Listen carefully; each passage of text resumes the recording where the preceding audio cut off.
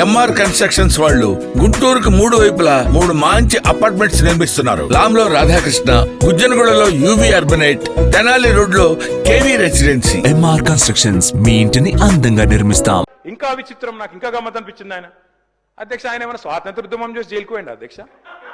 ఏం చేసిపోయింది అధ్యక్ష జైలుకి? ఆయన ఏదో పెద్ద సానుభూతి. మేము పోలేదా జైలుకి? వరంగల్ జైలుకి నేను కూడా పోయిన తెలంగాణ ఉద్యమంలో. ఎస్ ఉన్నాం, అక్కడ బరాబర్ ఉన్నాం. మీరెందుకు పోయినరంటే నేను అడుగుతున్నా ఈరోజు. ఎస్ మీ ఇంటికి ఇవ్వాలని జూబ్లీహిల్స్ ప్యాలెస్ మీదకి ప్రైవేట్ వాడు డ్రోన్ పంపితే ఊకుంటావా? అక్కడ నీ బిడ్డనో నీ వైఫో ఉంటే వాళ్ళని ఇష్టం ఉన్నట్టు ఫోటోలు తీస్తే ఊకుంటావా? ఎవరి ఇళ్లలో పడతా వాళ్ళ ఇళ్ళ దొరబడతా, నా ఇష్టం ఉన్నట్టు చేస్తా, అరాచకం చేస్తా అంటే ఊకుంటారా అధ్యక్ష? ఇది పద్ధతేనా అధ్యక్ష? అంటే మీ కాడికి వచ్చేవరకే కుటుంబాలు, మీ కాడికి వరకు వచ్చేవరకే భార్య పిల్లలు, వేరే వాళ్ళకి లేరా అధ్యక్ష భార్య పిల్లలు? మీరు ఆనాడు ఇష్టం ఉన్నట్టు మాట్లాడినప్పుడు, లేని రంకులు అంటగట్టినప్పుడు, ఇష్టం ఉన్న సంబంధాలు మాట్లాడినప్పుడు ఆ రోజు లేవా నీతులు? చివరికి మా ఇంట్లో పిల్లల్ని కూడా తిట్టింది మీరు కాదా? ఆనాడు మా ఇంట్లో చిన్న చిన్న పిల్లల్ని పట్టుకొని, మైనర్ పిల్లల్ని పట్టుకొని బూతులు మాట్లాడింది మీరు కాదా? మీరేదో పెద్ద సానుభూతి కోసం మాట్లాడితే ఏం పని చేసిపోయినా మీరు జైలు. అయినా నేను అడుగుతున్నా ముఖ్యమంత్రి గారు, నేను అడుగుతున్నా అధ్యక్ష, జైలుకి ఎవరు పంపుతారు అధ్యక్ష?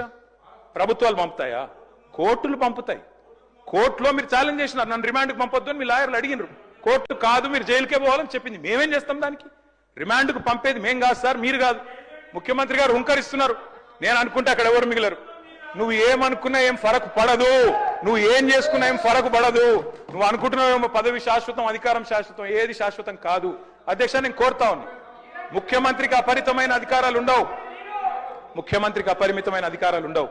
ఎవరిని పడితే వారిని జైలుకు పంపే అధికారం ఉండదు, కోర్టులకు ఉంటది.